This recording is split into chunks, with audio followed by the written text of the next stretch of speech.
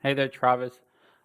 Just wanted to show you something really quick. Maybe missed this part in the last video, and maybe I went off topic with the analytics part, but just wanted to show the export data because if this is what you were looking for, basically you can export the data from here, right? So just click on the ellipsis, export data,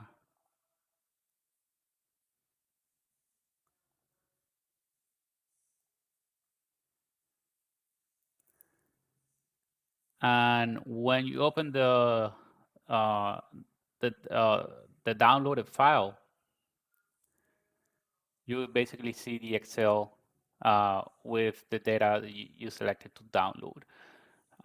Okay, so this is just the same functionality that the AI is going to create for you, which is pushing the data, reading the data, and putting it in an Excel file.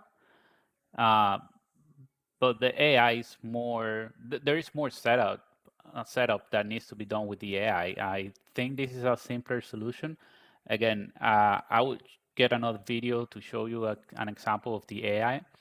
But as you can see here, this is the exported data, and this all comes from the PDF files in the folder.